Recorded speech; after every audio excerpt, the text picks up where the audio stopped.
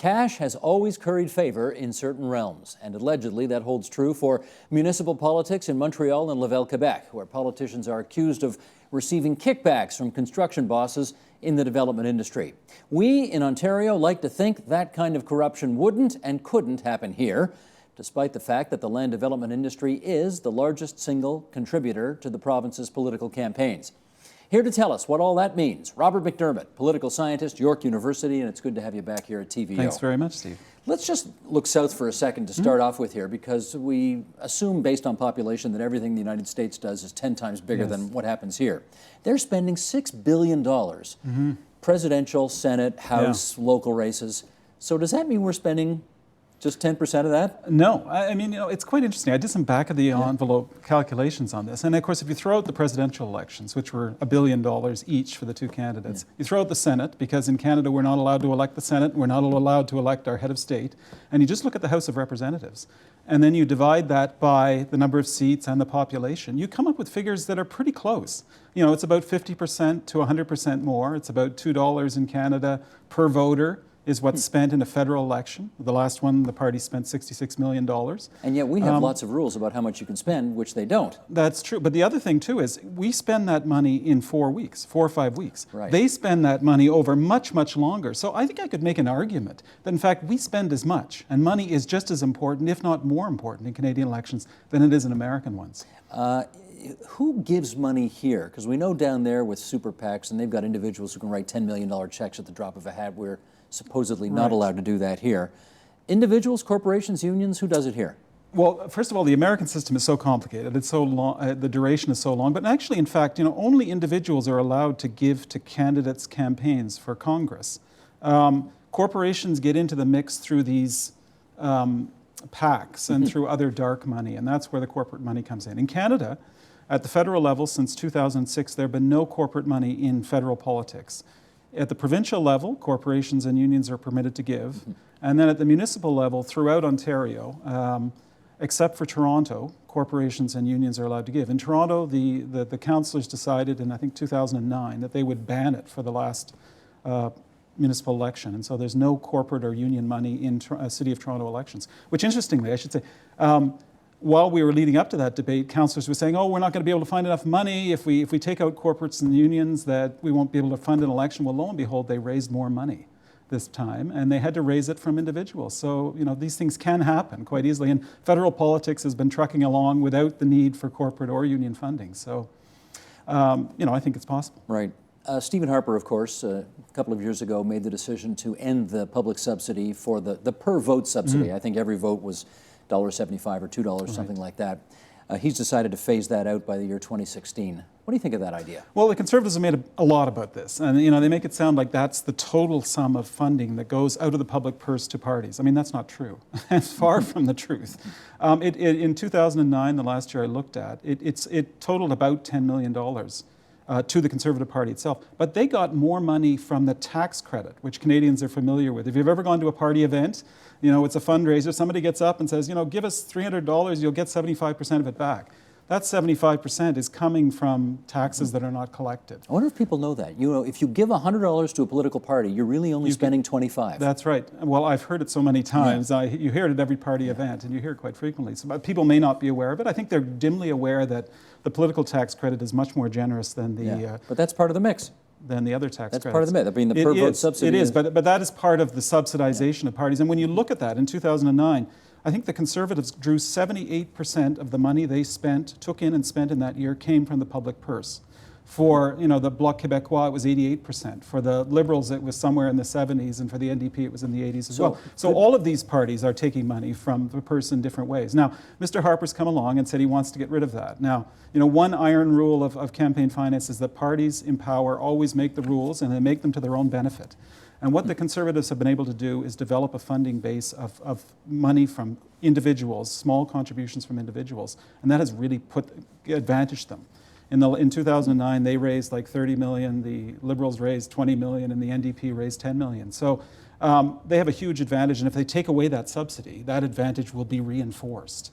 Because the Liberals have not been able to develop a small popular finance or a broad popular finance model. And so they're limited. So I think that's one reason. I think there are other reasons, though, why we should keep it. One is that we don't want we don't want our parties to depend on wealthy individuals. Even though the limit at the federal level is low, about $2,400 in a year, that's still a lot more money than any of us would ever dream of contributing. I mean, for the average Canadian, that's ridiculous. You know, I mean, the limit could be much, much lower. So we don't want a system that depends upon wealthy individuals. What about the other notion reason as is well? just one other quick reason is we're that gonna talk the about the first same past one. the post system Exactly. encourages parties to regionalize their support. They campaign in areas where they know they have the best chance of winning. And what the per vote subsidy did is encourage parties to campaign in ridings where they had no hope, because they could at least get $1.50 a vote. Even if your candidate doesn't win, you still get something for voting for the candidate. Yeah, so it importantly sort of counterbalanced the effect of the first past the post system, which encourages parties to campaign only where they're likely to be successful. Let me read you a little something from the 2003 Ontario Liberal Plan for a More Democratic Ontario. This is what the McGuinty Liberals put in. They said, the Harris-Eves government gave money too much influence and citizens too little. And they promised to give you power over the role of money in politics by asking you to set strict limits on the amounts political parties can raise and spend. We, meaning the Liberals, will put the public interest ahead of special interests. That was the promise in 2003. Have they delivered? No, I don't think so. I mean, they got close. They've done a couple of things. I think some things have gone forwards, one step forward, two steps back, maybe. They promised a citizens' jury to look at the campaign finance system. That never happened. They have actually increased the contribution limits and the expenditure limits by about 24% in that period, which means that wealthy people can contribute more. I mean, you could see contribution limits as simply a license for the wealthy to give. But 24% more over a 10-year period, basically? Yes. It's just basically inflation, not much more than inflation. In that period, I'm not sure whether it's... Well, if you take inflation at 2.5% a year, it's basically I won't inflation. quibble. It's pretty close. But it's still a lot. I mean, now in Ontario, in a year where there's a general election and a by-election, which is not infrequent, right. An individual or corporation can give about $40,000, which is a great deal of money. Is that too much, do you think? I think it's too much, yes. Lawrence Lessig in our previous segment said, yes, we've spent $6 billion on elections here in the United States, and he said, I don't know if that's too much or too little. I don't know what the right number is, but he went on to say he had issues with what that money potentially could buy. Is it the question of how much it is or where it's going? That is the real problem The here. iron law of campaign financing, in fact, all fundraising, is that you pursue people who can give you large checks, because that's the quickest way to raise money. So the higher the limit, the more politicians are going to chase the big checks. Right? I mean, it's much quicker to get somebody to write a $40,000 check than to pursue a whole bunch of individuals for $100 each, isn't it? And it's much more cost effective. So the higher the limit, the more you are likely to chase wealthy individuals. And really $40,000, I mean, although it doesn't sound like much in some ways, for the average Canadian, that's an absurdly large amount. Sure. I mean, the average contribution from an individual is between $100 and $200. Okay, let me ask you about third-party spending. We know because of the Citizens United decision by the United States Supreme Court that they can spend anything they want, and we have seen it. Money equals speech, there's free speech, and the money is flowing. What are, if any, the limits on third-party spending in Ontario election campaigns?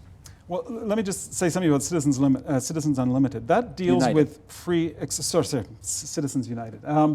That deals with free speech both in and outside the context of elections. I mean, the Harper, the equivalent Supreme Court decision in Canada, Harper, talks about limiting or allowing Elections Canada to control third-party spending during the election period. Now, the election period in Canada, as I said, is about, 37 to 45 days.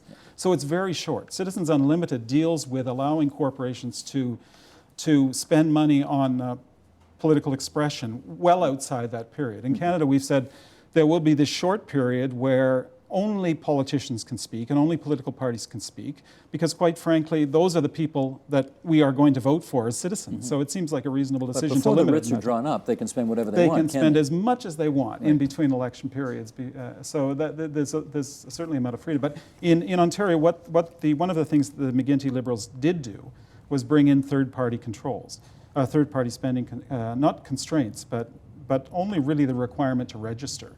And I was just looking at the last election, and of course the Conservative leader, Tim Hudak, has complained bitterly about spending by unions in the last provincial election. And two of the unions plus a coalition of unions, Working Families, spent about $5,000, or $5 million, sorry, $5 million. I got a chart on this. Can I bring this up, Yeah. Robert? Control room, let's bring this up right now, because if you look at elections from 04 to 11, here's the breakdown in who contributes to whom.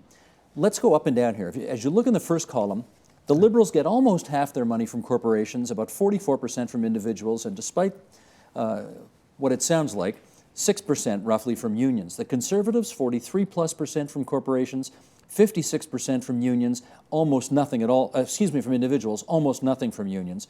The NDP, not surprisingly, I guess, get only 2.5% of their income from corporations, 82+% from individuals, and surprisingly, only 15% or so from unions.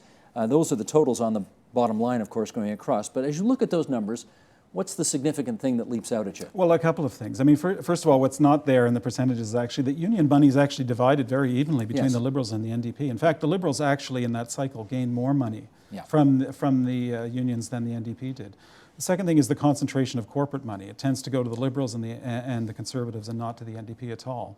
You wouldn't be surprised about that, though, right? I wouldn't be, no. Yeah, the NDP wants to hike corporate taxes significantly more than the other two do, so why would... I'm not sure the current leader would agree with that necessarily, but... the current leader of the NDP? The current leader of the NDP. They seem to have been... She's on record for it.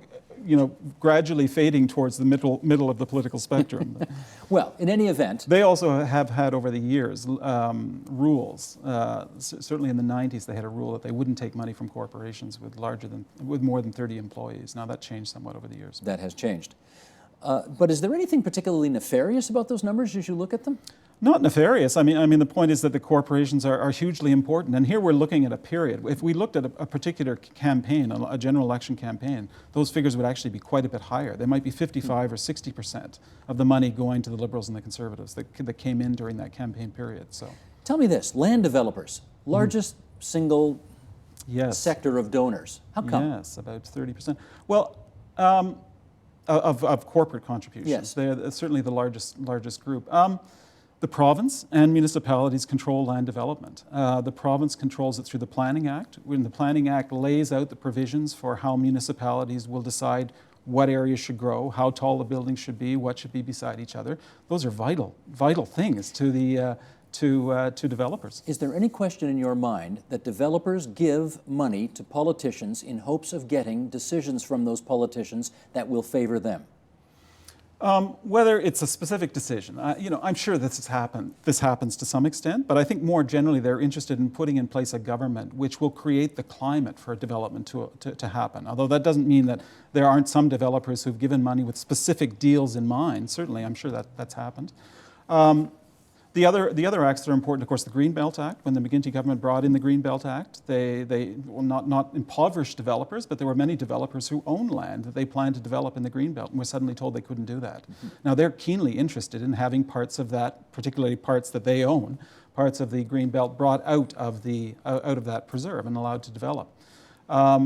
So the Greenbelt, and then the Places to Grow Act, which is another important piece of legislation that the Liberals brought in, which also dictates where growth will happen in the GTA, which again has a direct effect on developers, who of course buy land many, many years in advance on the speculation that they'll be able to develop it at some point. And then suddenly you get a government that comes along and says, well, sorry, your land is not going to be developable for so many years. And naturally developers think, well, heck, that's my profit gone. Tell me this, in our last 30 seconds here, would you prefer a system where there were no private contributions to politicians at all and the whole thing were publicly funded? No, I think individuals should be allowed to give, because I think we need a system which forces parties to pursue contributions from individuals in small amounts. That's the kind of system we really need. And unfortunately, some of the systems have got away from that. Gotcha. Robert MacDermid, always good of you to visit us here at TVO. Thanks very much. Thanks a lot. Support Ontario's public television. Donate at tvo.org.